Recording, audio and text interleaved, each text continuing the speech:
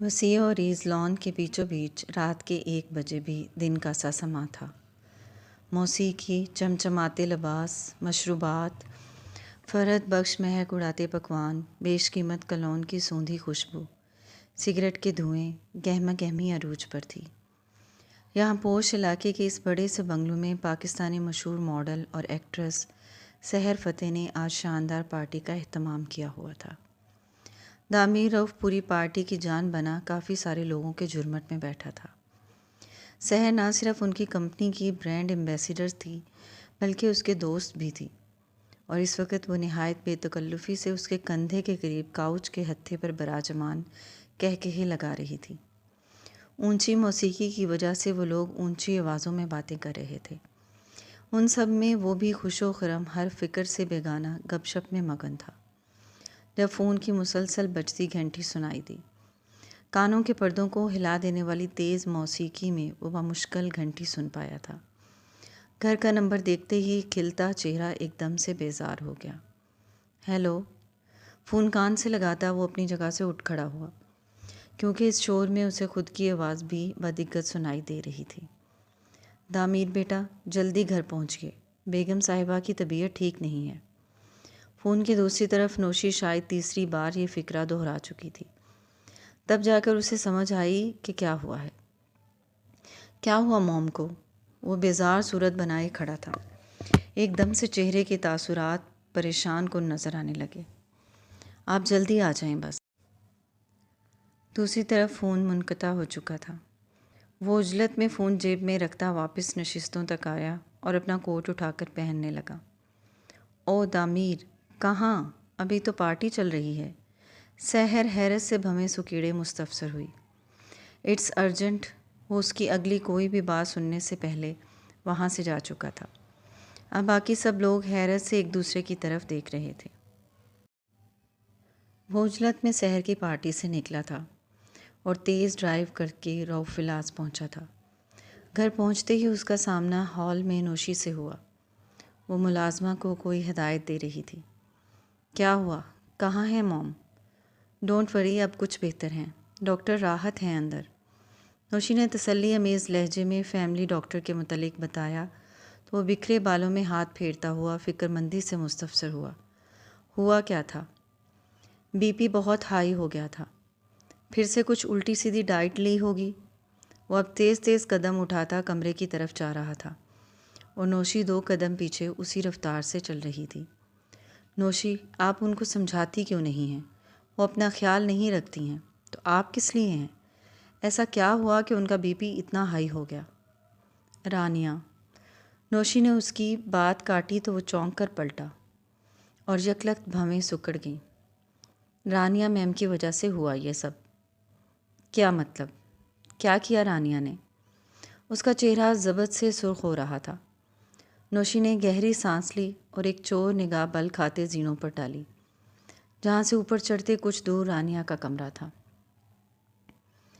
آپ سکون میں کیوں نہیں رہتی ہیں؟ تیوری چڑھائے وہ ان کے بیڈ کے قریب بالکل قریب کاؤچ پر براجمان ہوا۔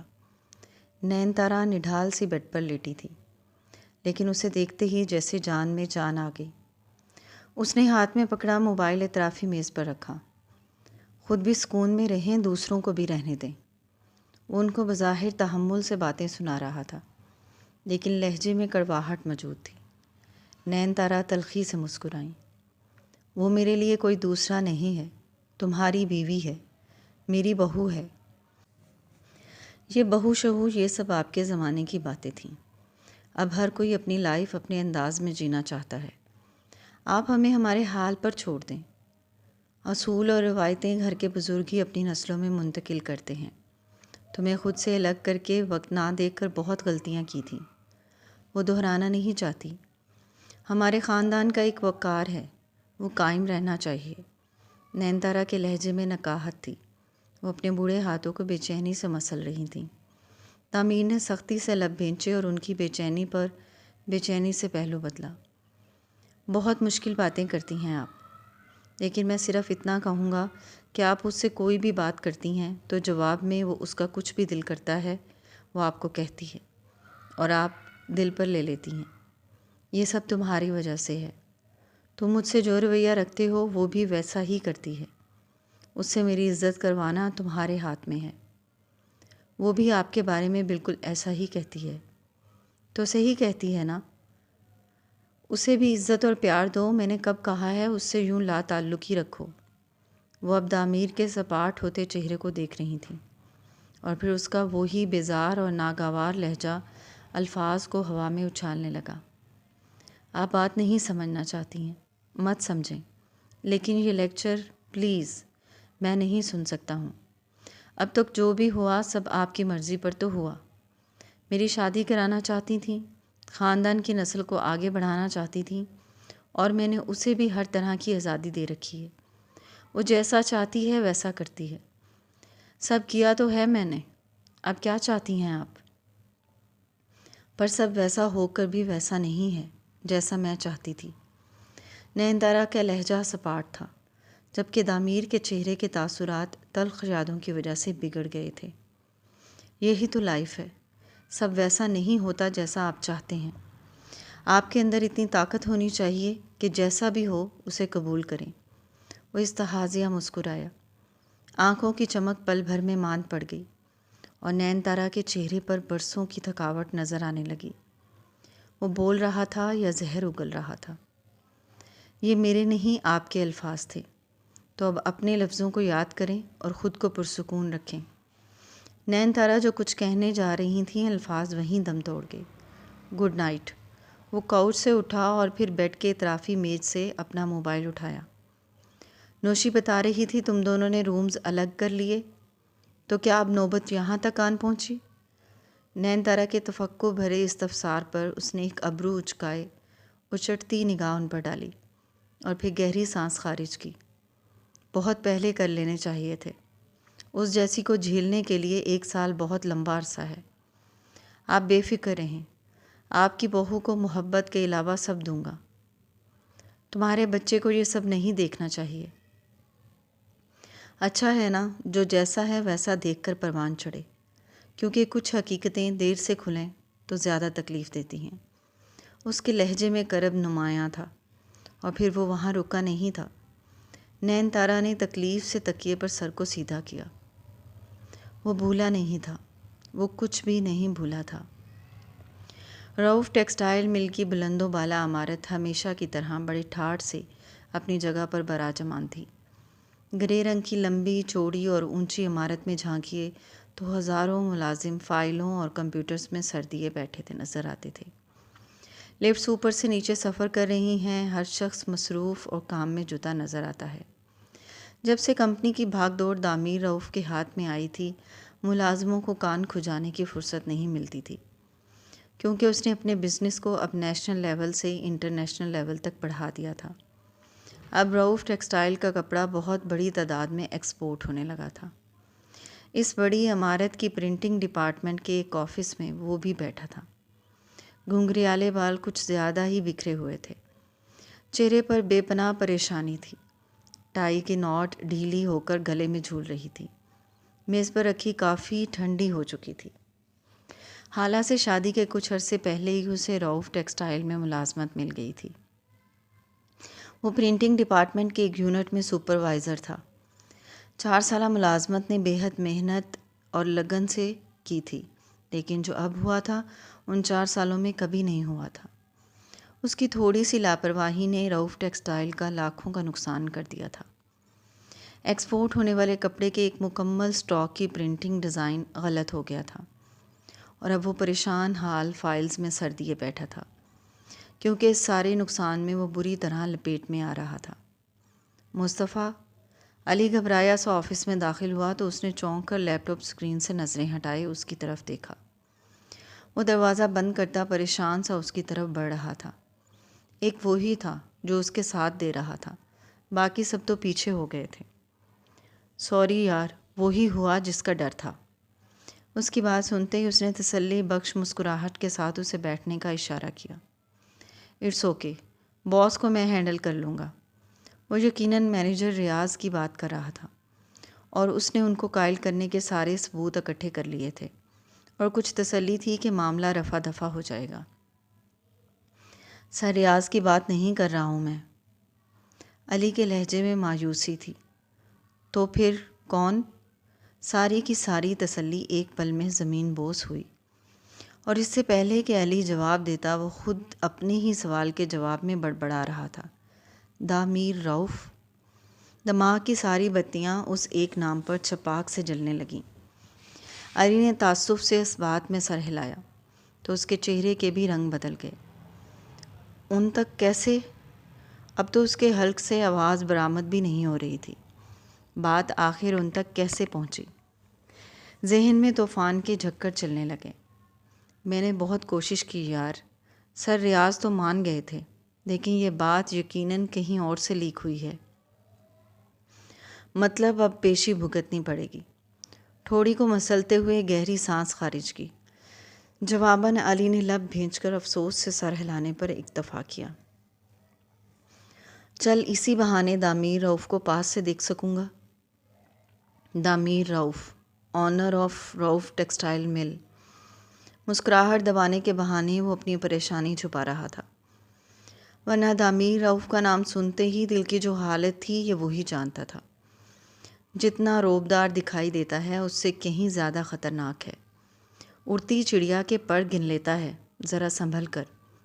ڈرا مت یار، میں نے ویسے اپنی بے گناہی کے سارے ثبوت اکٹھے کر لیے ہیں۔ وہ کچھ کاغذات کو سمیٹتا ہوا فائل میں رکھنے لگا۔ یہ تب کام آئیں گے اگر وہ تمہیں بولنے کا موقع دے گا۔ ہاں ایک بات یاد رکھنا، زیادہ آرگیو مت کرنا، کھسک جاتا ہے۔ ڈرا مت یار، میں نے ویسے اپنی بے گناہی کے سارے ثبوت اکٹھے کر لیے ہیں۔ وہ کچھ کاغذات کو سمیٹتا ہوا فائل میں رکھنے لگا۔ یہ تب کام آئیں گے اگر وہ تمہیں بولنے کا موقع دے۔ ہاں ایک بات یاد رکھنا، زیادہ آرگیو مت کرنا، کھسک جاتا ہے۔ علی سنجیدگی سے پیشانی پر فائر کا اشارہ کرتے ہوئے اسے مزید دہلا گیا۔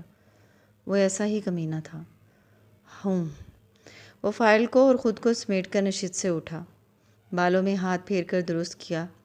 علی آگے بڑھ کر اس کی ٹائی درست کرنے لگا، جبکہ وہ اس وقت ذہن میں فکروں کو ترتیب دے رہا تھا کہ بات کیسے شروع کرنی ہے۔ ایک تو اتنی روانی سے انگریزی نہیں بولنے آتی تھی جتنی وہ جھاڑ دے گا۔ وہ دل ہی دل میں خود کو کوس رہا تھا۔ چل، بیسٹ آف لک۔ علی نے اس کا کندھا تھپتھپایا تو اسے یوں محسوس ہوا جیسے کسی محاذ پر بھیج رہا ہو۔ اس نے پھیکی مسکراہٹ سجائے سر ہلایا۔ دامیر رؤف کے آفس کے سامنے کھڑے ہو کر اس نے خود کو پرسکون رکھنے کے لیے ایک گہری سانس خارج کی۔ کالر درست کیے، فائل کو دائیں ہاتھ میں منتقل کیا اور پھر ہلکی سی دستک کے بعد دروازہ کھولا۔ بیش قیمت پرفیوم کی مہک نے استقبال کیا۔ شاندار آفس تھا، ویسا ہی جیسا ہونا چاہیے تھا۔ ہر چیز سیاہ اور گرے رنگ کی تھی۔ دامیر رؤف سفید ڈریس شرٹ پر گرے ٹائی لگائے پورے جاہو جلال کے ساتھ اپنی نشست پر براجمان تھا۔ چہرے پر بلا کی سختی تھی، پیشانی پر بل تھے، آستین کے کف ہلکے سے مڑے ہوئے تھے۔ مینیجر ریاض امجد ان کی نشست پر پریشان حالت میں بیٹھے تھے۔ اندر کے گرم ماحول سے صاف ظاہر تھا اس سے پہلے ان کی کلاس ہو چکی ہے۔ سر میں آئی آواز آئی تھی یا سرگوشی؟ کم ان۔ اس کا جملہ مکمل ہونے سے پہلے ہی دامیر نے گھورتی سیاہ آنکھوں کے ساتھ باروب آواز میں اندر آنے کی اجازت دی۔ اس کی سخت گیر نگاہیں اب مصطفیٰ پر جمی تھیں۔ وہ اعتماد بحال کرتا ہوا اندر داخل ہوا اور بڑے سے سیاہ میز کے سامنے آ کر کھڑا ہو گیا۔ Mustafa Jamal, supervisor of printing department, unit number 33۔ Damir بھویں اچکائے تصدیق کر رہا تھا۔ لہجہ انتہائی طنزیہ تھا کیونکہ سپروائزر پر خاصا زور دیا گیا تھا۔ مصطفیٰ کو اپنی آواز گھٹتی ہوئی محسوس ہوئی کیونکہ دامیر کا سپاٹ چہرہ اس کی بے پناہ ناراضگی کا غماز تھا۔ Yes sir. Mister Jamal, would you like to tell me what the hell it is? File میز پر اس کے سامنے باقاعدہ پٹکی گئی تھی۔ مصطفیٰ نے فوراً نگاہیں جھکا لی۔ اب الفاظ ساتھ نہیں دے رہے تھے۔ Sir actually it's not my fault. وہ گڑبڑا کر اپنے ہاتھ میں پکڑی فائل کھولنے لگا۔ You can see the full detail. Oh shut up, I don't want to hear اینی تھنگ۔ Everyone is blaming others, لیکن مجھے صرف آپ سے جواب چاہیے۔ سپروائزر آپ تھے۔ اب کی بار دامیر کی آواز کا درجہ بڑھ گیا تھا، البتہ وہ انگریزی سے اردو پر ضرور آ گیا تھا۔ شاید مصطفیٰ کا اٹک اٹک کر بولنا بھانپ گیا تھا۔ بٹ سر، مصطفیٰ نے ایک بار پھر اپنی صفائی میں کچھ کہنے کی کوشش کی، لیکن دوسری طرف کے وار نے زبان گنگ کر دی۔ کیا آپ جانتے ہیں آپ کی چھوٹی سی لاپرواہی کی وجہ سے ہمیں کتنا نقصان اٹھانا پڑا؟ It's a shame for you and the whole unit. Sorry sir. What sorry? کیا ایک چھوٹا سا لفظ میرے اتنے نقصان کی ری ایمبیرسمنٹ ہے؟ نو سر۔ مصطفیٰ نے پھر سے سر جھکا لیا۔ اسی میں عافیت تھی۔ دامیر نے گھورتی نگاہیں ریاض کی طرف موڑی۔ Mister Amjad, issue the last warning letter to him. صرف آپ کی وجہ سے میں انہیں ایک موقع دے رہا ہوں، ورنہ انہیں فائر کرنے میں ایک سیکنڈ نہیں لگاتا۔ آئندہ ان کی طرف سے کوئی غلطی ہوئی، وہ دن ان کا آفس میں آخری دن ہوگا۔ یس سر۔ ریاض نے مؤدبانہ جھکا ہوا سر ہلایا۔ مصطفیٰ کے گلے میں کچھ اٹک سا گیا۔ گلے کی گلٹی صاف اوپر سے نیچے آتی ہوئی محسوس ہوئی۔ یو کین گو ناؤ، دامیر نے ناگواری سے کہا اور نگاہیں لیپ ٹاپ پر جما دیں۔ مصطفیٰ فوراً دروازے کی طرف بڑھا، لیکن ریاض احمد اب تک وہیں کھڑے تھے۔ دامیر نے نگاہ اوپر اٹھائی، غصے سے ناک بھینچی۔ بوتھ مسٹر امجد۔ لہجے کی سختی برقرار تھی۔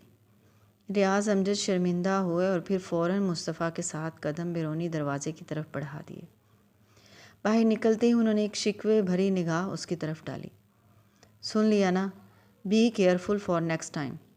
انتہائی سخت لہجہ تھا، اور پھر وہ وہاں رکے نہیں تھے، تیز تیز قدم اٹھاتے چل پڑے، جبکہ اس کا ہر قدم 100 من بھاری تھا۔ وہ میز پر کھانا لگاتی بار بار صوفے پر بیٹھے مصطفیٰ کو دیکھ رہی تھی۔ وہ آج گھر دیر سے آیا تھا اور چپ چپ سا تھا۔ چھوٹا سا ٹیبل تھا جس کو کھسکا کر اس نے صوفے کے قریب کر دیا۔ دوپٹے کے پلو سے ہاتھ صاف کرتی وہ اس کے قریب آ بیٹھی، جو کپڑے تبدیل کیے بنا ہی خالی الذہن نگاہیں بند آواز کی ٹی وی اسکرین پر جمائے بیٹھا تھا۔ مصطفیٰ، کہاں کھوئے ہیں؟ وہ چونکا، پھر تھکے سے انداز میں انگلیوں سے سر کو مسلنے لگا۔ چہرہ اترا سا تھا اور آنکھیں تھکی سی تھیں۔ کھانا لگ گیا ہے، آ جائیں۔ بھوک نہیں ہے، تم کھاؤ۔ کچھ کھا کر آئے ہیں کیا؟ نہیں تو؟ دل نہیں چاہ رہا ہے، صوفے کی پشت پر سر ٹکائے اداس لہجے میں کہا۔ خالہ نے محبت سے پیشانی پر ہاتھ رکھ دیا۔ سر میں درد ہے کیا؟ اس نے دھیرے سے نفی میں سر ہلایا۔ تو اٹھیں، تھوڑا سا کھا لیں۔ وہ اپنی جگہ سے اٹھ کھڑی ہوئی اور اب باقاعدہ مصطفیٰ کا ہاتھ پکڑ لیا۔ اٹھیں، شاباش۔ نہیں یار، میں بس اب لیٹوں گا، تم کھاؤ۔ وہ بیزار سے انداز میں انکار کرتا اپنی جگہ سے اٹھا۔ نہیں، آپ نہیں کھائیں گے تو میں کیسے کھا لوں؟ چلیں نا، چلیں۔ خالہ محبت سے ہاتھ تھامے اب میز کی طرف کھینچ رہی تھی۔ وہ ایک دم سے ضد چاہ کر چلایا، ارے فار گاڈ سے خالہ، بھوک نہیں ہے، کہہ تو دیا، کیوں ضد کر رہی ہو؟ اسے جھنجھلا کر بازو جھٹکا تو خالہ ششدر سی کھڑی رہ گئی، اور پھر ایک جھٹکے سے پلٹی اور کمرے کی طرف چل دی۔ مصطفیٰ نے سر کو دونوں ہاتھوں میں تھام لیا اور پھر سے صوفے پر ڈھہ سا گیا۔ پتہ نہیں کیوں آج کی تذلیل بھولے نہیں بھول رہی تھی، اور اس بات کا دکھ کھائے جا رہا تھا کہ اس سال اسے کوئی بونس نہیں ملے گا۔ سب سے بڑی بات، وہ دامیر رؤف کی نظروں میں آ گیا تھا۔ وہ بہت محنتی تھا، لیکن اس دفعہ کی یہ کوتاہی نہ جانے کیسے ہوئی اور بہت بڑے نقصان کی وجہ بن گئی۔ اسے یوں ہی بیٹھے اور خالہ کو کمرے میں گئے 20 منٹ ہو چکے تھے۔ اس نے میز پر لگے کھانے کی طرف دیکھا اور پھر سر کو جھٹک کر اپنی جگہ سے اٹھا اور کمرے کی طرف چل دیا۔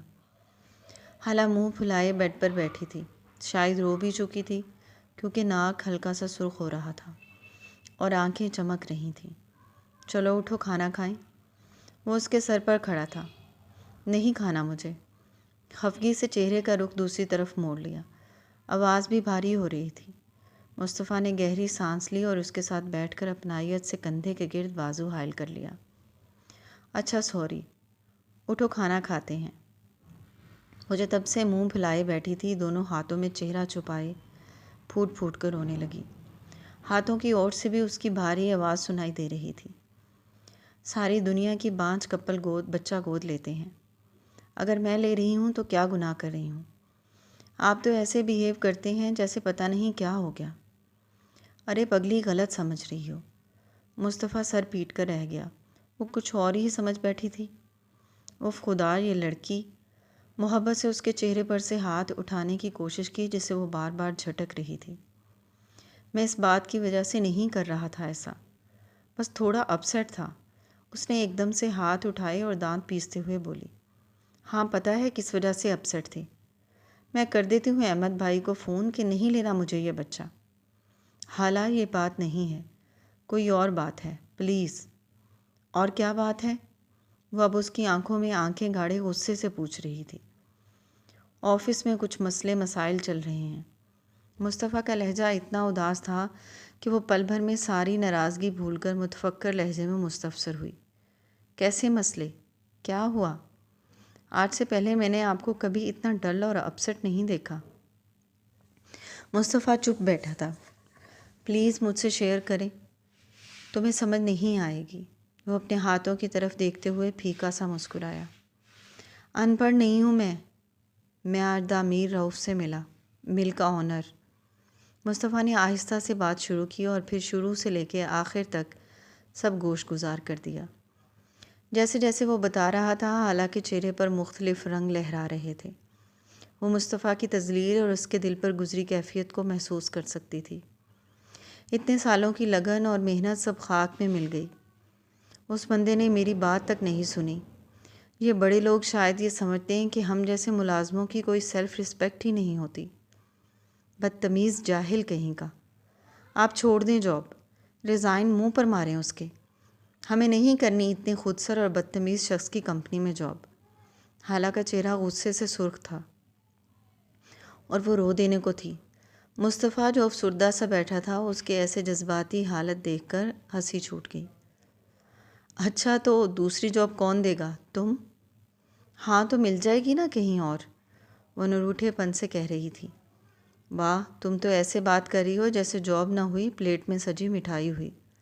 اتنی اچھی کمپنی میں اچھی پوسٹ پر جاب چھوڑ کر کھائیں گے کہاں سے؟ اور اب تو ہم فیملی بننے جا رہے ہیں۔ مصطفیٰ کی ساری پریشانی ہوا ہو گئی تھی، جبکہ حالہ جو کچھ دیر پہلے غصے میں بھری بیٹھی تھی پھر سے رونے لگی۔ ارے ارے، تم تو رونے لگی۔ مصطفیٰ نے اس کے چہرے کو دونوں ہاتھوں میں تھام لیا۔ میرا دل چاہ رہا ہے میں اس دامیر رؤف کا خون کر دوں، گلا دبا دوں یا سمندر میں دھکا دے دوں۔ بس بس، اتنا غصہ؟ ہاں اتنا ہی غصہ ہے۔ میرے سامنے ہو تو شوٹ کر دوں اسے۔ ہاں، اور پھر ہم اس کی کمپنی کے مالک بن جائیں، بڑے بڑے بنگلے اور گاڑیاں ہوں۔ مصطفیٰ نے ہنسی دبائی۔ نہیں جی، جیل جاؤں گی سیدھا، وہ آنسو صاف کرتی ہوئی دانت پیس کر بولی۔ ایگزیکٹلی میری جذباتی حسینہ، تکلیف مجھے بھی ہوئی تھی، لیکن اس کا مطلب یہ نہیں تھا کہ میں جذبات میں آ کر ریزائن دے آتا۔ اور ویسے بھی تم سے بات کی ہے تو دل ہلکا ہو گیا۔ وہ محبت سے اس کا چہرہ تھامے کہہ رہا تھا، اور وہ واقعی اس کے چہرے پر اب کوئی پریشانی کے آثار نہیں تھے۔ اور اب بھوک بھی لگ رہی ہے؟ مصطفیٰ نے اس کے کان میں سرگوشی کی تو وہ ناک پھلاتی سیدھی ہوئی۔ بہت اچھے، کھانا اب آپ گرم کریں گے، چلیں اٹھیں شاباش۔ وہ چٹکی بجاتی اٹھنے کو کہہ رہی تھی۔ مصطفیٰ کھلکھلا کر ہنس دیا۔ اوکے اوکے، جو حکم سرکار۔ وہ ہنستا ہوا اپنی جگہ سے اٹھا اور پھر واقعی اس نے نہ صرف کھانا گرم کیا بلکہ حالہ کو اپنے ہاتھوں سے کھلایا بھی تھا۔ مصطفیٰ مطمئن تھا اور لیٹتے ہی سو بھی گیا تھا، لیکن وہ اداس سی اس کی طرف کروٹ لیے لیٹی اس کے چہرے کو دیکھ رہی تھی۔ دل جل رہا تھا، کٹ رہا تھا، نہ جانے کیوں بنا دیکھے ہی دامیر رؤف سے شدید نفرت ہو گئی تھی۔ کاش کہ اس کے پاس جادوئی چھڑی ہوتی، وہ اس کے پاس پہنچ جاتی اور اس کا منہ نوچ لیتی۔ ساری رات آنکھیں جلتی رہیں اور دل کڑتا رہا۔ سکون نہ ملا تو اٹھ کر تہجد پڑھنے لگی، اور پھر دعا میں اٹھے ہاتھوں نے نہ جانے کب مصطفیٰ کے لیے ڈھیروں دعاؤں میں دامیر کے لیے معصوم سی بد دعا کی۔ اللہ کرے کوئی ایسا ہو جو دامیر رؤف کی بھی یوں ہی انسلٹ کرے، اور اس کے دل کو بھی اتنی ہی تکلیف ہو جتنی اس کے اور مصطفیٰ کے دل کو ہوئی ہے۔ وہ دونوں ہی ایک ساتھ پارٹی میں داخل ہوئے تھے۔ بڑے سے لان میں تیراکی کے تالاب کے قریب کہکہوں اور موسیقی کے سنگ لوگ باتوں میں مگن تھے۔ رانیہ نے میرون گاؤن جبکہ دامیر نے مسٹرڈ چیکدار کوٹ کے نیچے ٹی شرٹ اور جینس پہن رکھی تھی۔ یہ پارٹی نائل حمزہ نے دی تھی، جس کا شمار بھی شہر کے مشہور بزنس مینز میں ہوتا تھا۔ وہ دامیر کے دوستوں میں بھی شامل تھا، حالانکہ اس کی اور دامیر کی عمر میں خاصا فرق تھا۔ وہ دونوں ایک ساتھ لان میں داخل ہوئے تو ہر نگاہ جیسے انہی کو تاکنے لگی۔ وہ دونوں پارٹیز میں ایک ساتھ بہت کم دکھائی دیتے تھے، لیکن جب کبھی ایک ساتھ جاتے تو ہر نگاہ کا مرکز بن جاتے۔ What a surprise! سارا والہانہ انداز میں دونوں کی طرف بڑھی۔ شیفون کے نیلے رنگ کی بیک لیس اور سلیو لیس ساڑی میں وہ 40 میں بھی 28 کی لگ رہی تھی۔ وہ نائل کی بیوی اور 3 بچوں کی ماں تھی، لیکن اپنے انداز سے آج بھی 27-28 سالہ دوشیزہ سے کم نہیں لگتی تھی۔ تم دونوں بہت کم ایک ساتھ نظر آتے ہو۔ سارا نے دونوں کو گلے لگاتے ہوئے گال سے گال جوڑ کر بوسے دیے۔ اور پھر جب نظر آتے ہیں تو کیسے لگتے ہیں؟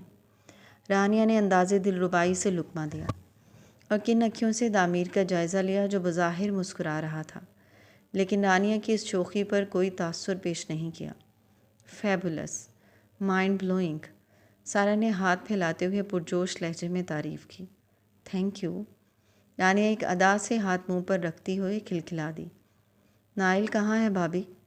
دامیر نے اس کی ہنسی کے بیچ میں سنجیدگی سے پوچھا۔ صاف ظاہر تھا وہ رانیہ اور اپنی تعریف سے لطف اندوز نہیں ہوا۔ نائل ابھی تو یہیں تھے، دیکھو منڈلا رہے ہوں گے کہیں۔ سارا نے آنکھ دباتے ہوئے ماڈلز اور اداکاروں کی طرف اشارہ کیا۔ جی میں دیکھتا ہوں۔ وہ ہلکی سی مسکراہٹ کے ساتھ فوراً اسی طرف چل دیا، کیونکہ مزید ہیپی کپل کا ڈرامہ کرنا ممکن نہیں تھا۔ رانیہ کے چہرے کی ساری شوخی اور ہنسی غائب ہو چکی تھی۔ آؤ رانیہ، بیٹھتے ہیں۔ سارا پاس ہی لگے صوفوں کی طرف اشارہ کرتی اس طرف بڑھی اور وہ چونکی کیونکہ نگاہیں اب تک کچھ دور جاتے دامیر کی پشت کو گھور رہی تھیں۔ کیسی ہیں آپ؟ بیٹھتے ہی اس نے اپنا موڈ بحال کرنے کے لیے سارا سے پوچھا، جو ویٹر کو ڈرنکس لانے کا اشارہ کر رہی تھی۔ گریٹ، تم سناؤ کیسا جا رہا ہے یہ وقت؟ ویٹر ٹرے تھامے پاس آ چکا تھا۔ رانیہ نے مشروب سے بھرا گلاس اٹھایا۔ It's to tough. اس نے گاؤن میں پھنسے اپنے بھاری بھرکم سراپے کو بیزاری سے دیکھا۔ ابھی آگے بہت کچھ سہنا ہے بیبی۔ بیبی آ جائے تو لائف اور ٹف ہو جاتی ہے۔ Be brave. بریو تو ہوں، آپ سنائیں کیسی جا رہی ہے لائف؟ میری مت پوچھو، بیزی بیزی بیزی۔ سارا نے ٹھنڈی آہ بھری۔ رانیہ نے ایک ادا سے گلاس لبوں سے لگایا اور گھونٹ بھرتے ہوئے سوالیہ انداز سے اس کی طرف دیکھا۔ کاسمیٹک برانڈ لانچ کرنے جا رہی ہوں۔ نائل نے سب مجھ پر ڈال دیا ہے۔ وہ خود اتنے بیزی ہیں کہ وقت نہیں دے پاتے، اور مجھے اکیلی سے سب مینج نہیں ہو رہا ہے۔ سارا اپنی مصروفیت بتا رہی تھی۔ وہ ایسی ہی تھی، ہر چیز کو پرفیکٹ لے کر چلنے والی، اور اب تو خود کا بزنس سٹارٹ کرنے جا رہی تھی۔ واؤ! رانیہ نے رش سے اس کی طرف دیکھا۔ کیا سوچ رہی ہو؟ سارا جو بات کر رہی تھی اسے یوں کھویا سا دیکھ کر ٹھوکا۔ کچھ نہیں۔ رانیہ نے سر جھٹک کر گلاس پھر سے لبوں سے لگایا۔ ارے ہاں، تم کیوں نہیں کوئی اپنا سائیڈ بزنس شروع کرتی؟ ڈارلنگ، میری ایک بات یاد رکھو، ان ہسبینڈس کے بھروسے کبھی مت رہو۔ خود کا کچھ نہ کچھ ہونا چاہیے۔ مجھے تو افسوس ہوتا ہے میں نے یہ فیصلہ بہت دیر سے لیا، لیکن تمہیں دیر نہیں کرنی چاہیے۔ سارا نے اسٹائل سے بالوں میں ہاتھ پھیرتے ہوئے سمجھایا تو وہ حیرت سے گویا ہوئی۔ ایگزیکٹلی، میں یہی تو سوچ رہی تھی۔ ویسے بھی میں نینا آنٹی کی سکھ مینٹیلٹی سے تنگ آ چکی ہوں۔ بچہ ہونے کے بعد تو وہ پتہ نہیں کیسا سلوک کریں گی۔ رائٹ، بالکل ٹھیک سوچ رہی ہو تم۔ میرے پاس ایک آئیڈیا ہے، اف یو ڈونٹ مائنڈ۔ سارا نے رازدارانہ انداز میں پہلو بدلا۔ کیا بولیں؟ میں کیوں مائنڈ کروں گی؟ اگر تم چاہو تو تم میرے بزنس میں شیئر پارٹنر بن سکتی ہو۔ دامیر سے کہو کہ انویسٹ کرے اور پھر تمہارے پاس تمہارا اپنا بزنس ہوگا۔ کل کو کچھ بھی ہوتا ہے تو تم دامیر کے محتاج نہیں ہوگی۔ صحیح کہہ رہی ہیں آپ۔ رانیہ نے لبوں کو بھینچ کر سر اس بات میں ہلایا۔ مخملی بڑے ناخنوں والے ہاتھ گلاس کی سطح پر ناچ رہے تھے، جیسے وہ بہت کچھ سوچ رہی ہو۔ تو کرو اس سے بات، انویسٹ کرے تم پر، آخر کو رعوف ٹیکسٹائل کا مالک ہے۔ یس کروں گی، رانیہ نے لب سختی سے بھینچ کر پرعزم لہجے میں کہا۔ ویل ابھی تو پہلے بیبی سے فارغ ہو جاؤ، پھر بات کرنا۔ ہاں اب کچھ بھی کروں گی تو نینا آنٹی ہے نا، وہ پتہ نہیں کیا ہنگامہ کریں گی۔ رانیہ نے نخوت سے ناک چڑھائی۔ تم سے ہی کہہ رہی ہو، یہ ساس والا میٹر بھی بہت ڈیفیکلٹ ہوتا ہے۔ مجھے دیکھو، جب تک خود کا الگ گھر نہیں بنا نائل کو چین سے نہیں بیٹھنے دیا۔ سارا رش سے بتا رہی تھی۔ میری ایسی قسمت کہاں؟ رانیہ نے منہ بسورا۔ لیکن تم یہ بزنس والی بات تو کر سکتی ہو نا؟ ہاں کروں گی، کیوں نہیں کروں گی؟ چلو دیکھتے ہیں تمہارا دیوانہ کیا کرتا ہے۔ میرا دیوانہ؟ نو وے، ہی is just moms boy. Rania اب کچھ دور کھڑے دامیر کو آنکھیں سکھوڑے گھور رہی تھی۔ سیڈ، سارا نے تعصب سے سر ہلایا۔ یس، کبھی کبھی تو ماں بیٹے کی محبت مجھ سے برداشت نہیں ہوتی۔ تو کرو نا اس کو ہاتھ میں، اتنی گڈ لکنگ ہو، اسمارٹ ہو، پیار سے ڈیل کرو۔ پیار سے؟ اور اسے؟ بہت مشکل ہے، مجھ سے یہ ہو نہیں پاتا۔ اس نے گلاس میز پر رکھا اور دونوں ہاتھ کھڑے کر دیے۔ سارا کھلکھلا کر ہنس دی۔ چلو اٹھے، تمہیں کچھ لوگوں سے ملواتی ہوں، تمہیں کچھ آئیڈیا ہو کہ خود کو پاور میں رکھنا کتنا ضروری ہے۔ سارا ساڑی سنبھالتی ہوئی اپنی جگہ سے اٹھی تو وہ بھی نزاکت سے پرس کو اٹھاتی اٹھ کھڑی ہوئی۔ زرد جوڑے میں کسی پھول کی مانند کھلی کھلی سی وہ خفگی سے منہ پھیلائے سامنے بیٹھے احمد کو گھور رہی تھی، جو 1 گھنٹے سے اس کی بات ماننے سے انکاری تھے۔ حالہ یہ فضول خرچی ہے، میں اس کے حق میں ہرگز نہیں ہوں۔ احمد نے سر کو نفی میں ہلاتے ہوئے لب بھینچے۔ حالہ نے آنکھیں نکالتے ان کی طرف دیکھا۔ وہ میرب کی ڈیلیوری شہر کے اچھے ہاسپٹل سے کروانا چاہتی تھی۔ ڈاکٹر آمنہ ایک مانی جانی اور مہنگی ڈاکٹر تھی، اور وہ چاہتی تھی اس دفعہ میرب کے کیس میں کوئی کوتاہی نہ برتی جائے۔ آپ پریشان نہ ہوں، کوئی فضول خرچی نہیں ہے۔ اگلے مہینے میری کمیٹی نکل رہی ہے تو ہاسپٹل کے سارے اخراجات میں اٹھاؤں گی۔ تم دونوں کیوں اتنے پیسے ضائع کرنا چاہتے ہو؟ سرکاری ہاسپٹلز بھی اچھے ہی ہوتے ہیں۔ احمد نے پھر سے انکار کیا۔ باقی 4 بچے سرکاری ہسپتالوں میں ہی ہوئے تھے، اور اب کی بار حالہ کو یہ انوکھا شوق چڑھا تھا کہ وہ اپنے آنے والے بچے کو سب بہتر سے بہتر دینا چاہتی تھی۔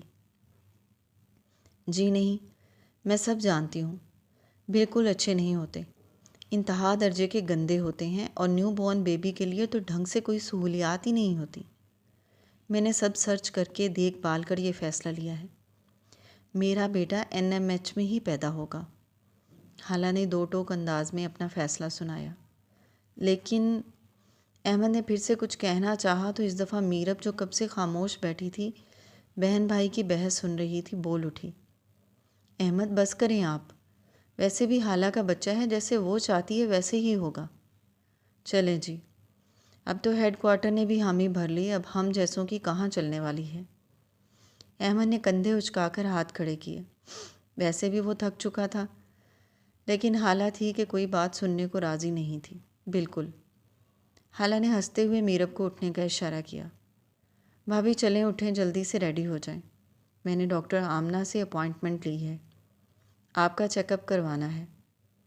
وہ سب تو ٹھیک ہے، لیکن یہ ہاسپٹل بہت دور ہے، مجھ سے بائک پر اتنی دیر بیٹھنا۔ میرب نے نقاہت سے بات شروع کی تو اس نے چہکتے ہوئے بات کاٹ دی۔ ارے نہیں نہیں، مصطفیٰ اپنے دوست کی کار لا رہے ہیں، آپ بس ریڈی ہو جائیں۔ اچھا؟ میرب کے چہرے پر اطمینان اتر آیا۔ ٹھیک ہے، میں ابھی آئی۔ وہ صوفے کے ہتھے کو تھام کر جلدی سے اٹھنے لگی تو حالہ نے فوراً اٹھ کر سہارا دیا۔ احمد نے یہ منظر دیکھ کر اطمینان بھری سانس لی۔ وہ 2 گھنٹے سے ہسپتال کے ویٹنگ روم میں اپنی باری کا انتظار کر رہی تھی۔ میرب تو ایک دفعہ سو کر بھی اٹھ چکی تھی۔ آرام دہ صوفے اور AC کی ٹھنڈک، نیند تو اپنے آپ آنے لگتی ہے، لیکن وہ تو اس انتظار سے تھک چکی تھی۔ شاید آج چھٹی کا دن منتخب کر کے بہت بڑی غلطی کی تھی۔ یہاں تو بہت رش تھا، اور ڈاکٹر آمنہ بہت تفصیلی چیک اپ کرتی تھیں۔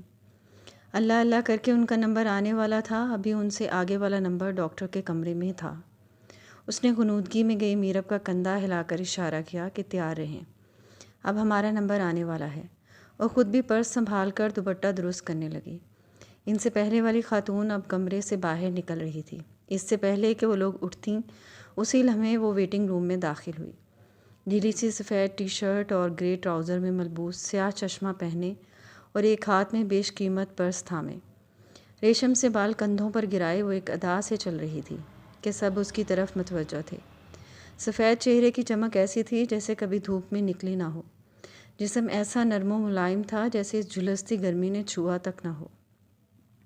رنگ ڈھنگ اور انداز سے صاف ظاہر تھا وہ یہاں بیٹھی تمام خواتین سے زیادہ دولت مند ہوگی۔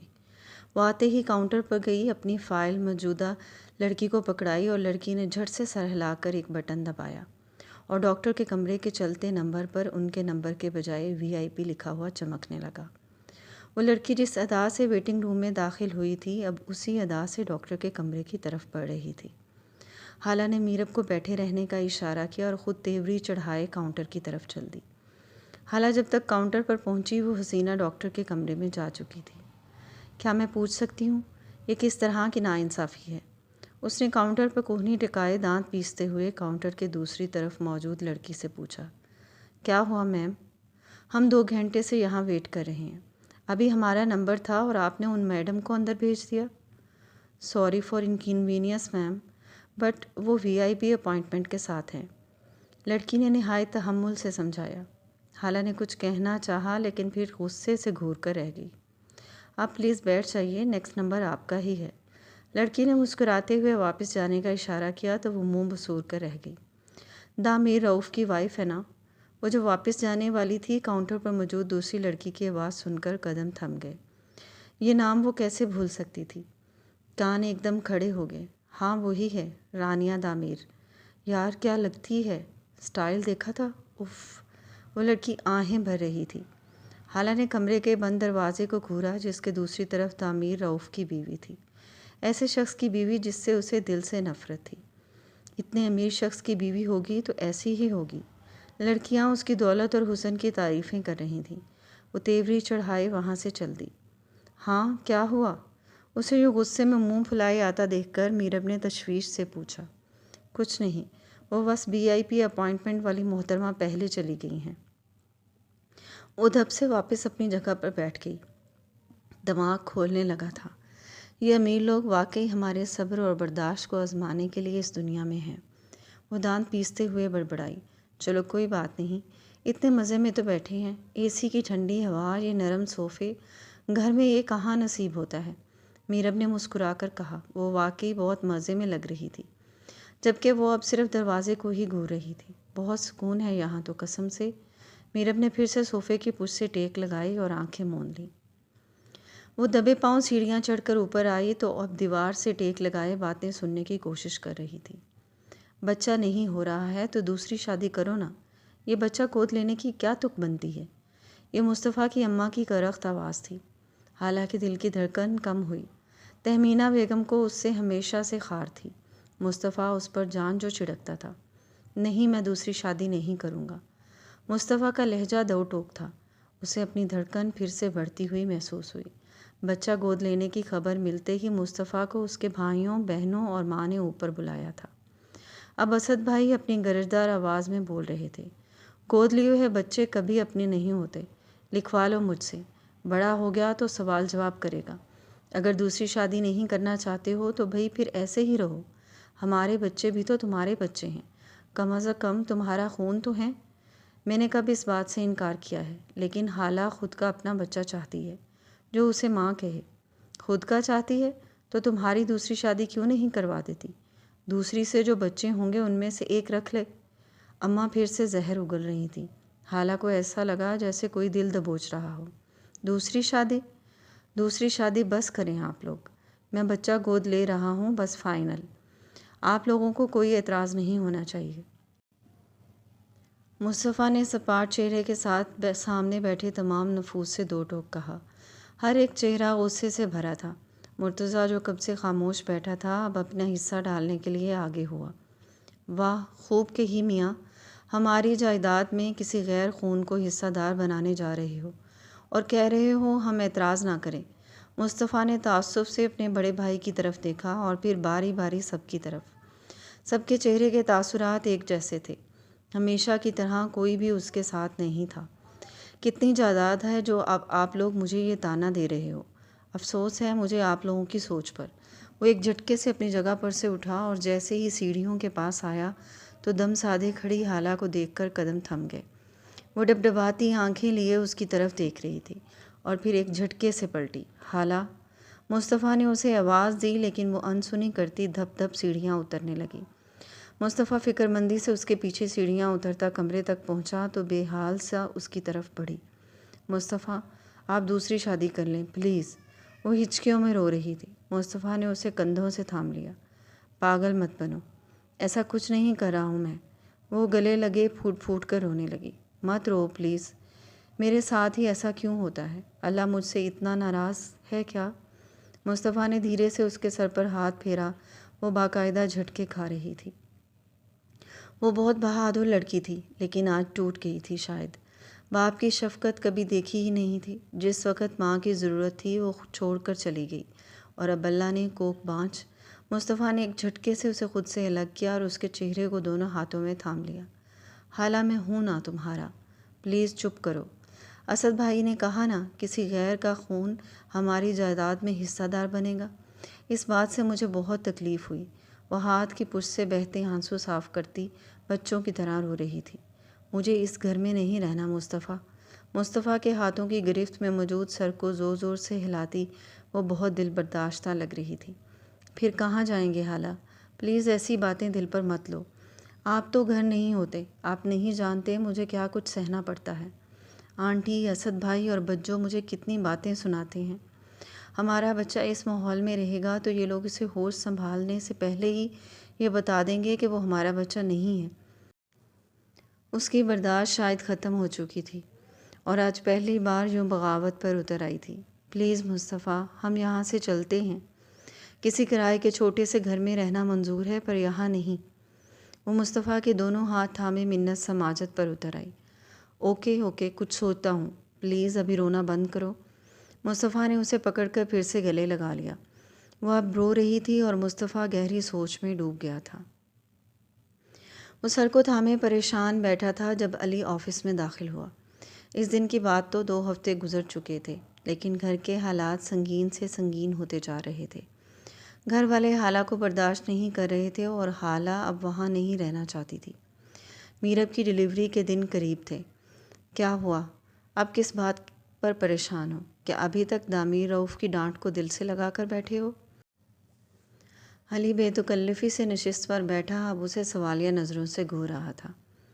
نہیں، وہ بات نہیں ہے۔ مصطفیٰ نے اداسی سے سر نفی میں ہلایا۔ وہ اب پین کو بلا وجہ سامنے رکھ کے رائٹنگ پیڈ پر گھسا رہا تھا۔ علی اس کی ہر حرکت کو غور سے دیکھ رہا تھا۔ پھر کیا بات ہے؟ وہ کچھ دیر خاموش رہا۔ علی اس پر نظریں جمائے بیٹھا تھا۔ تمہیں بتایا تھا نا کہ حالہ اپنے بھائی کا بچہ اڈاپٹ کر رہی ہے۔ نشست کی پشت سے سر ٹکائے وہ اب اداس لہجے میں بات شروع کر چکا تھا۔ علی نے فوراً سر اس بات میں ہلایا۔ ہاں بتایا تھا۔ کیوں، کیا ہوا اب؟ نہیں کر رہی ہے کیا؟ کر رہی ہے لیکن میری فیملی راضی نہیں ہے۔ تیری فیملی راضی کب ہوئی ہے یہ بتا؟ علی نے استحاضیہ مسکراتے ہوئے سر جھٹکا، ایسے جیسے اب اس کی پریشانی سمجھ میں آ گئی ہو۔ راضی نہ ہونا الگ بات ہے لیکن اب تو گھر میں طوفان آ گیا ہے۔ سارے گھر والے ایک طرف ہو گئے ہیں اور حالہ اب اس گھر میں رہنا نہیں چاہتی ہے۔ وہ پھر سے کنپٹی دبانے لگا۔ علی اب سنجیدگی سے اس کی بات سن رہا تھا۔ بہت پریشان ہوں یار، ابھی اس پوزیشن میں کہاں ہوں کہ رینٹ کا گھر افورڈ کروں اور پھر اوپر والے سارے خرچے، پھر بچہ، ایگزاسٹڈ ہو گیا ہوں۔ علی نے ٹھوڑی پر ہاتھ پھیرتے ہوئے سر ہلایا۔ مسئلہ تو جینون ہے، پریشان ہونا بنتا ہے۔ کیا کروں سمجھ سے باہر ہے۔ مصطفیٰ اب اپنے گھنگریالے والوں میں ہاتھ ڈالے میز پر کوہنیاں ٹکائے بیٹھا تھا۔ خاموشی میں 1-2 منٹ گزرے تھے جب علی کی آواز اس نے سر اوپر اٹھایا۔ میرے پاس اس کا ایک حل ہے۔ کچھ بھی پوچھنے کے بجائے وہ سوالیہ انداز میں علی کی طرف دیکھ رہا تھا۔ ہماری کمپنی امپلائیز کو لون دیتی ہے، تو لون اپلائی کر اور گھر خرید لے۔ ایسا ممکن ہے کیا؟ 100% ممکن ہے۔ ابھی کچھ مہینے پہلے ابرار نے ایسا ہی تو کیا ہے اور اب اس کی پے میں سے کٹنگ ہوتی ہے۔ ہاں، آئیڈیا تو اچھا ہے۔ اس کی آنکھوں میں ایک امید جاگی تھی۔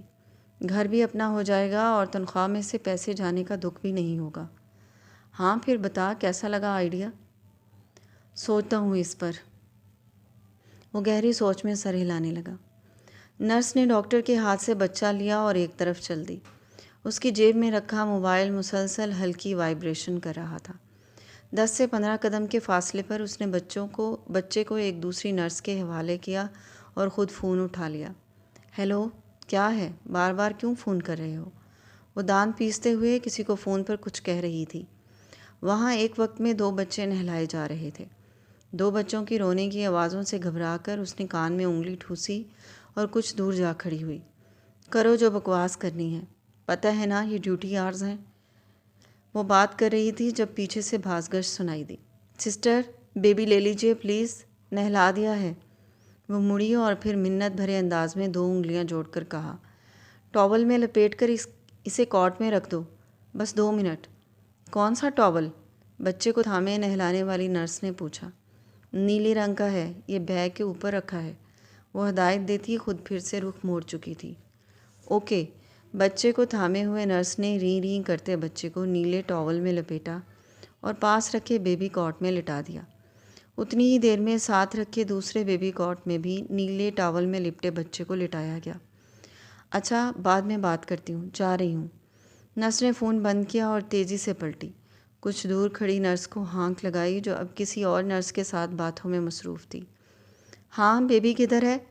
جی، یہ نیلے ٹاول میں۔ نرس نے پہلے بیبی کاٹ کی طرف اشارہ کیا۔ اس نے لاپرواہی سے سر ہلایا اور آگے بڑھی۔ اسی لمحے اس کے پاس سے دوسری نرس چھوٹے سے بچے کے کپڑے تھامے آگے بڑھ رہی تھی۔ وہ کپڑوں کو دیکھ کر مسکراتی ہوئی آگے بڑھ رہی تھی۔ نہلانے والی دونوں نرسیں اپنی باتوں میں مگن تھیں۔ دونوں نرسیں ایک ساتھ بیبی کاٹ تک پہنچی تھیں جب ایک نرس کے ہاتھ میں پکڑے کپڑوں میں سے بچے کا ٹراؤزر نیچے گرا اور وہ جھک گئی۔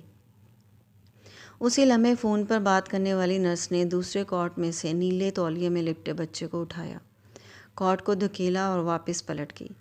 اتنی دیر میں جھکی ہوئی نرس اٹھی اور پہلے کاٹ میں سے لیٹے بچے کو دیکھ کر مسکرائی اور پھر اسے وہیں کپڑے پہنانے لگی۔ فون پر بات کرنے والی نرس بیبی کو گلے لگائے پھر سے چل دی اور کچھ دور رکھے کاٹ میں لٹا کر کپڑے پہنانے لگی۔ بچے اپنی کامتی آوازوں میں آہستہ آہستہ رو رہے تھے، جیسے کچھ کہنا چاہ رہے ہوں، لیکن ان کو سمجھنے والا کوئی نہیں تھا، اور نرسیں پیشہ ورانہ انداز میں بچوں کو کپڑے پہنانے میں مصروف تھیں۔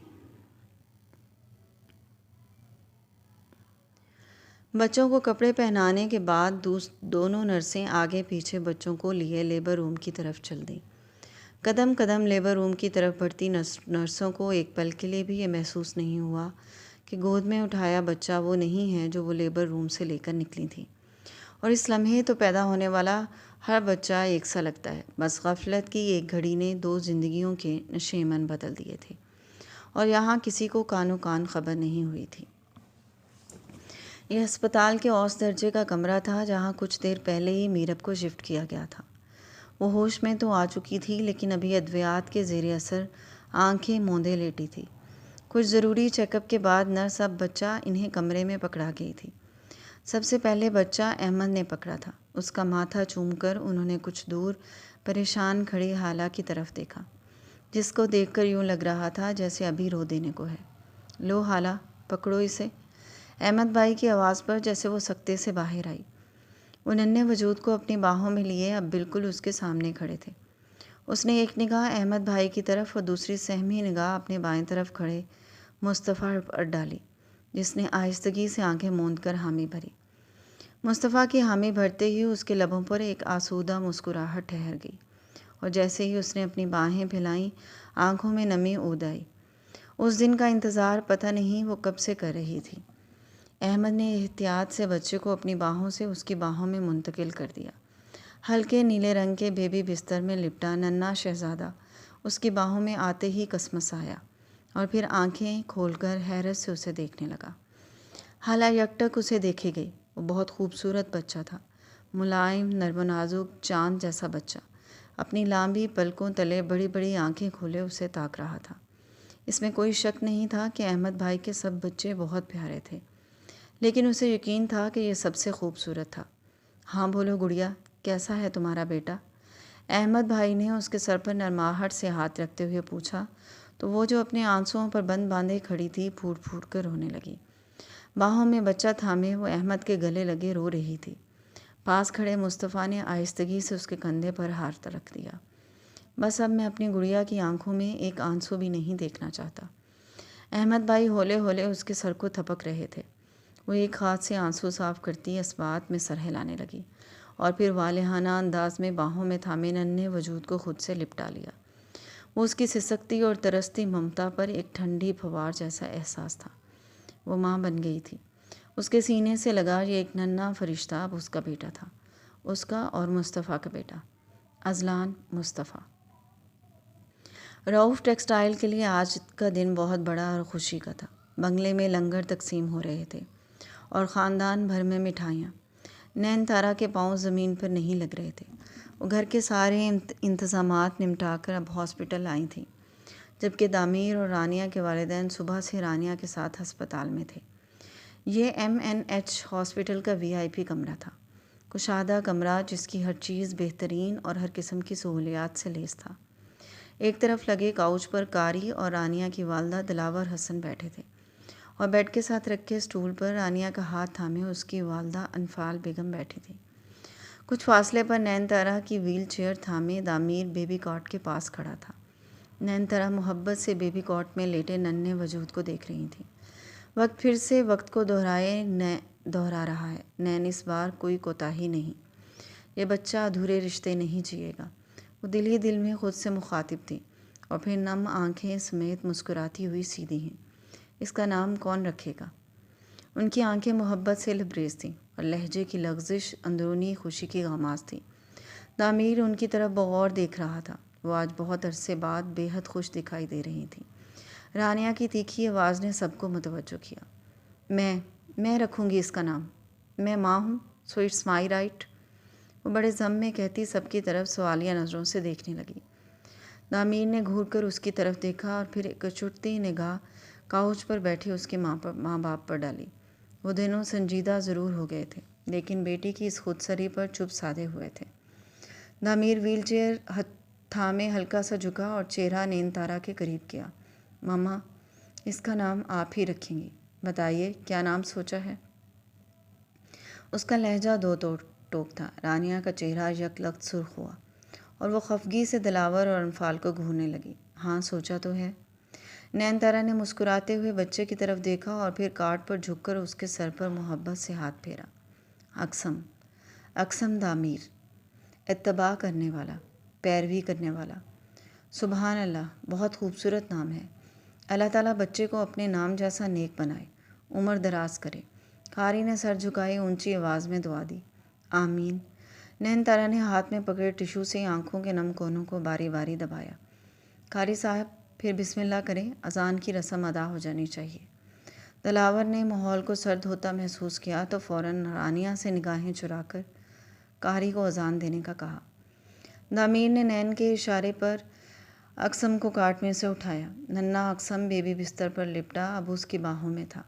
عجیب سے احساسات تھے جن کو وہ ابھی سمجھ نہیں پا رہا تھا۔ اس نے بڑی احتیاط سے بچہ قاری کو تھما دیا۔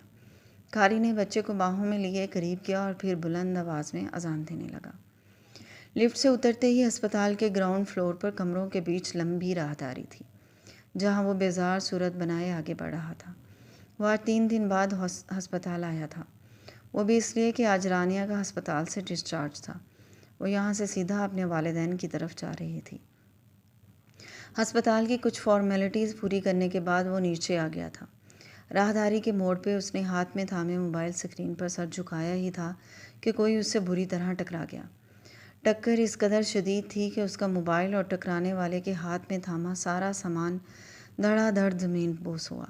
شاید دوسری طرف وہ بھی عجلت میں تھی اور نتیجن یہ حادثہ پیش آیا۔ چیزیں گرتے ہی چٹک چٹک کی آواز نے حالہ کا دل دہلا دیا۔ وہ دہل کر فوراً نیچے بیٹھی۔ پچھلے 3 دنوں میں ہسپتال کا خرچہ اس کی سوچ سے کہیں بڑھ کر ہوا تھا اور میرب کی بگڑتی طبیعت نے مزید اخراجات بڑھا دیے تھے۔ 5वें بچے کی پیدائش پر اسے کچھ کمپلیکیشنز ہو گئیں اور ڈاکٹر نے فوری ٹریٹمنٹ شروع کر دی۔ اس کے پاس اب گنتی کے پیسے تھے۔ احمد بھائی کو وہ پریشان نہیں کرنا چاہتی تھی اور مصطفیٰ کی تنخواہ آنے میں دیر تھی۔ میرب کو کچھ ڈرپس لگنی تھیں اور اذلان کو بھی ہلکا بخار تھا۔ اس بیگ میں اس کے پاس کچھ سیرپ اور انجیکشن تھے جو اب شاید ٹوٹ چکے تھے۔ اف خدا، اب تو پیسے بھی نہیں ہیں، اس نے سر تھام لیا۔ دامیر نے ایک سرسری نگاہ فرش پر پریشان بیٹھی لڑکی پر ڈالی اور اپنا موبائل اٹھا کر ابھی ایک قدم ہی آگے بڑھا تھا جب پیچھے سے تڑکتی ہوئی نسوانی آواز سنائی دی۔ اندھے تھے کیا؟ کتنا نقصان کر دیا میرا، سارے سیرپ اور انجیکشن ٹوٹ گئے۔ وہ چیختی ہوئی اس کے سامنے آن کھڑی ہوئی۔ نقصان نے تو اس کے ہاتھ پاؤں پھلا دیے تھے اور دماغ کی نسیں چٹک چٹک کر بج رہی تھیں۔ دل تو چاہ رہا تھا ٹکرانے والے اس سوٹڈ بوٹڈ شخص کا حشر نشر کر دے۔ دامیر نے حیرت اور غصے کے ملے جلے تاثرات کے ساتھ بھمیں سکیڑیں۔ ایکسکیوز می، ٹکرائی آپ مجھ سے ہیں، میں آپ سے نہیں، تو اس لحاظ سے اندھی بھی آپ ہوئیں۔ وہ حالہ سے زیادہ سڑا ہوا اور بیزار لگ رہا تھا۔ کیا موبائل میں کھوئے آپ چل رہے تھے مسٹر، اور اندھی میں ہوئی؟ بہت خوب، میرا اتنا نقصان ہو گیا وہ کون بھرے گا؟ حالہ نے نخوت سے ناک چڑھاتے ہوئے زمین بوس بیگ کی طرف اشارہ کیا جس میں سے نکل کر لکوڈ اب فرش پر بہہ رہا تھا۔ دامیر نے گھور کر پہلے فرش اور پھر اس لڑکی کی طرف دیکھا۔ عجیب لڑکی تھی اور ایسے دھونس جما رہی تھی، ٹکرائی بھی خود تھی اور اب الزام بھی اسی پر لگا رہی تھی۔ کچھ سنائی دے رہا ہے یا اندھا ہونے کے ساتھ ساتھ بہرے بھی ہیں؟ میری تمام حصیں سلامت ہیں، لیکن لگتا ہے آپ کو یہاں نہیں مینٹل ہاسپٹل میں ہونا چاہیے تھا۔ آپ مجھے پاگل کہہ رہے ہیں؟ شکر ہے اتنی سمجھ تو ہے آپ میں، مجھے باتوں میں الجھا کر اب بچ نہیں سکتے۔ نکالیے 4,525 روپے۔ واٹ؟ وہ کس خوشی میں؟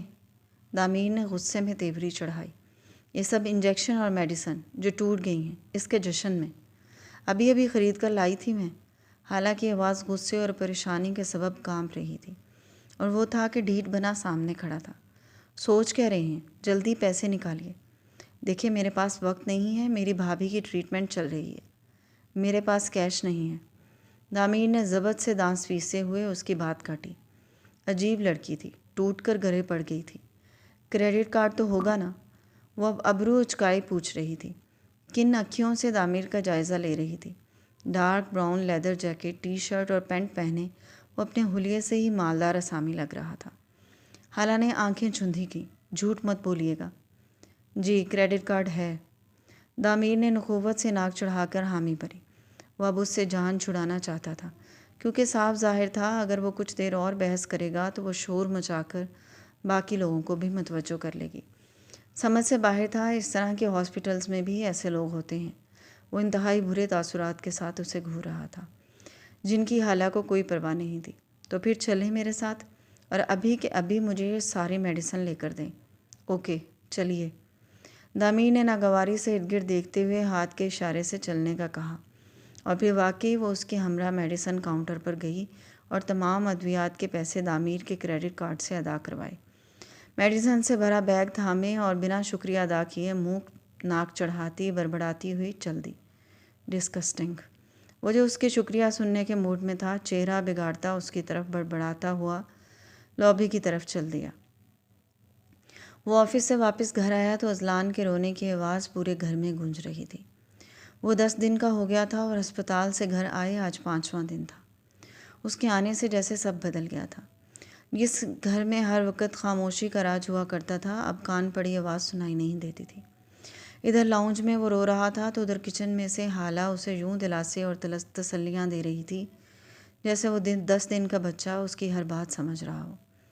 بس آئی میری جان، تھوڑا سا صبر کر لے میرا بیٹا۔ بس میری جان، مما آتی ہیں۔ وہ اونچی آواز میں تسلیاں دینے کے ساتھ ساتھ کھٹر پٹر برتن بجا رہی تھی، جبکہ اذلان صاحب نے ان تسلیوں کے باوجود رو رو کر آسمان سر پر اٹھا رکھا تھا۔ وہ اب صوفے پر بیٹھا جوتے بدل رہا تھا۔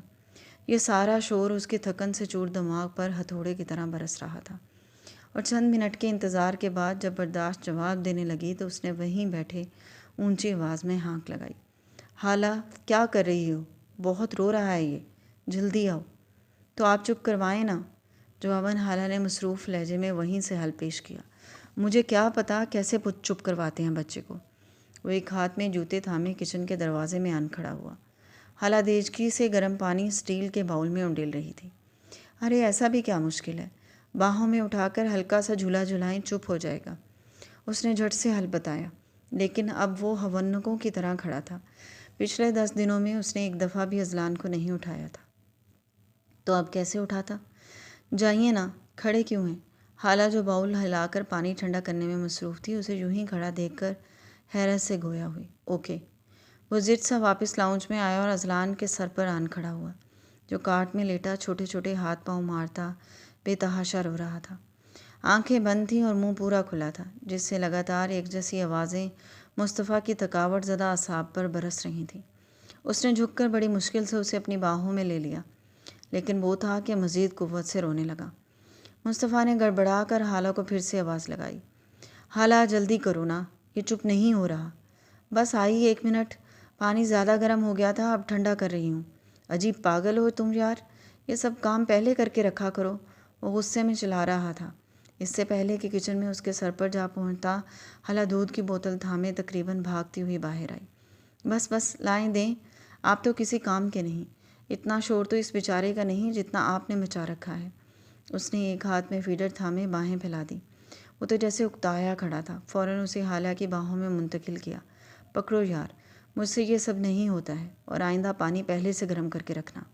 وہ تنبیہ لہجے میں کہتا کمرے کی طرف چل دیا۔ خالہ نے ہنستے ہوئے سر جھٹکا اور اذلان کو گود میں اٹھائے صوفے پر بیٹھ گئی۔ وہ سمجھ سکتی تھی سارے دن کا تھکا وہ اس وقت چڑچڑا ہو رہا تھا۔ مصطفیٰ منہ ہاتھ دھو کر باہر آیا تو وہ ابھی تک اذلان کو دودھ پلاتے ہوئے باتیں کر رہی تھی۔ بابا کو غصہ آ گیا تھا۔ وہ تھکے ہوئے ہیں، آپ گندے بچے ہو، اتنا جو روتے ہو، شرم کیا کرو، بابا ناراض ہو جائیں گے۔ اس کا مطلب آج بھی کھانا خود ہی لے کر کھانا پڑے گا۔ مصطفیٰ نے ٹھنڈی آہ بھری اور تعصب سے سر ہلاتا کچن کی طرف چل دیا۔ جانتا تھا دودھ پلانے کے بعد وہ اسے سلانے لگے گی، اور ادھر بھوک سے اس کی آنتڑیں جواب دے رہی تھیں۔ یہ سب تو اب جیسے معمول بنتا جا رہا تھا۔ وہ ٹھنڈا سالن نکال کر کچن میں ہی کھڑا ہو کر کھانے لگا۔ کھانا کھاتے ہوئے بیزاری سے بے ترتیب کچن دیکھ رہا تھا۔ شاید صبح سے لے کر اب تک دھونے والے برتن سنک میں ہی رکھے تھے، اور ایسا ہی کچھ حال پورے گھر کا تھا۔ ہر چیز بے ترتیب تھی۔ خالہ اس کی صفائی پسندانہ عادت کو خوب جانتی تھی۔ اس کے باوجود آج کل اس کا دھیان صرف اور صرف اذلان کی طرف تھا۔ اسے کسی بات کا احساس نہیں رہتا تھا۔ اذلان، اذلان، بس اذلان۔ وہ زہر مار کر ٹھنڈی روٹی کے ساتھ سالن کھانے لگا۔ اقسم کی مسلسل رونے کی آواز پر رانیہ ناگواری سے چہرہ بگاڑتی ہوئی نیند سے اٹھی۔ کشادہ کمرے میں اس کے جہازی سائز بیڈ سے کچھ دور اقسم کا بیبی کاٹ تھا، اور نیچے فرش پر ایک عدد سنگل میٹرس لگا تھا، جہاں رات کو روزی سوتی تھی۔ اس نے اٹھتے ہی کسل مندی سے ارد گرد نظر گھمائی۔ روزی کہیں نظر نہیں آ رہی تھی۔ اس کا بستر سلیقے سے تہہ لگا تھا، مطلب وہ جاگ چکی تھی، لیکن کمرے میں موجود نہیں تھی۔ روزی رؤف ولاس کی ہی ملازمہ تھی، جسے نین تارا نے بچے کی دیکھ بھال کے لیے رانیہ کے ہمراہ میکے بھیجا تھا۔ رانیہ بچے کی تمام ذمہ داری روزی کے سر پر ڈال کر خود بر الزماں ہو گئی تھی۔ ابھی اسے اقسم کے رونے سے زیادہ اپنی نیند خراب ہونے کا دکھ تھا۔ مما، مما، روزی، روزی، کہاں ہیں سب؟ اقسم کو گود میں اٹھانے کے بجائے وہ بیڈ پر لیٹے ہی اونچی آواز میں ہانک لگانے لگی۔ چند منٹ کے شور شرابے کے بعد انفال بیگم ہڑبڑاتی ہوئی کمرے میں داخل ہوئیں۔ وہ نک سک سے تیار تھیں، جیسے ابھی کہیں جا رہی ہوں۔ کیا ہوا؟ کیوں چلا رہی ہو ایسے؟ کیوں چلا رہی ہوں؟ مطلب آپ کو سنائی نہیں دے رہا یہ کتنا رو رہا ہے؟ وہ غصے میں لال پیلی ہوتی کاٹ کی طرف اشارہ کر رہی تھی۔ رو رہا ہے تو اٹھاؤ اسے، یوں چیخ چیخ کر آسمان کیوں سر پر اٹھا رہی ہو؟ انفال نے بھی تیوری چڑھائے حل بتایا، جسے سن کر اس کی آنکھیں باہر نکل آئیں۔ میں؟ وہ بھویں اچکائے ایسے حیرت سے پوچھ رہی تھی جیسے انفال بیگم نے کوئی عجیب و غریب بات کر دی ہو۔ میں کیوں اٹھاؤں؟ وہ روزی کہاں مر گئی ہے؟ آرام سے ذرا، وہ بھی انسان ہے، ساری رات بچے کو سنبھالتی ہے۔ میں نے ہی بھیجا تھا ذرا فریش ہو کر آئے، سرونٹ کوارٹر تک گئی ہے، آتی ہوگی۔ آپ نے روزی کو بھیجا ہے تو اب آپ ہی اسے سنبھالیں، اٹھا کر لے جائیں اسے، اس کی آواز میرے سر میں لگ رہی ہے۔ وہ ناک بھون چڑھاتی کہہ رہی تھی۔ میں بھی نہیں اٹھا سکتی اس وقت، میں تمہارے ڈیڈ کے ساتھ جا رہی ہوں، ہمارا بریک فاسٹ ہے آج، ہاشم انکل کی طرف۔ انفال کہ انکار پر وہ مزید آگ بگولا ہو گئی۔ ہوتی بھی کیوں نہ؟ دوپہر کا 1 بجے جگنے والی رانیہ کو اقسم نے صبح کے 10 بجے جگا دیا تھا۔ پھر روزی کو بلائیں نا جلدی۔ بیٹا کبھی تو تم بھی اٹھایا کرو، تمہارا بیٹا ہے۔ انفال نے اب کی بار محبت سے پچکارا۔ میں کیسے سنبھالوں؟ I can't do this. مجھے ان سب جھمیلوں سے دور رکھیں پلیز۔ وہ جھرجھری لیے پھر سے لیٹ گئی۔ پہلے پہل کسی کو بھی نہیں آتا ہے، سیکھنا پڑتا ہے، سب کرنا پڑتا ہے۔ ملازم ہر وقت تو پاس نہیں رہتے۔ انفال اسے پیار سے سمجھاتی ہوئی پاس آن کھڑی ہوئی۔ فار گاڈ سیک مما، اٹھا لوں گی جب خود ٹھیک ہو جاؤں گی، فی الحال تو اسے چپ کروائیں۔ آئی سویئر میرا سر پھٹ جائے گا۔ اسے ناگواری سے ہاتھ جوڑے اور بیزاری سے کمفرٹر سر تک تان لیا۔ اٹھا لیتی ہوں میں ہی، سو جاؤ تم، پتہ نہیں کیسی ماں ہو۔ انفال بیگم نے کمفرٹر میں لپٹے اس کے وجود کو گھور کر دیکھا اور تعصب سے سر ہلاتی بیبی کاٹ کی طرف بڑھی۔ وہ اقسم کو اٹھانے کے لیے جھکی تھیں جب روزی ہانپتی کامتی کمرے میں داخل ہوئی۔ یقیناً رانیہ کے غصے کی خبر سرونٹ کوارٹر تک پہنچ ہی گئی ہوگی۔ لو روزی آ گئی۔ انفال کی آواز پر رانیہ نے غصے سے کمفرٹر چہرے سے اتارا اور پھر سہمی کھڑی روزی پر برس پڑی۔ کہاں مر گئی تھی تم؟ یہ کب سے رو رہا ہے؟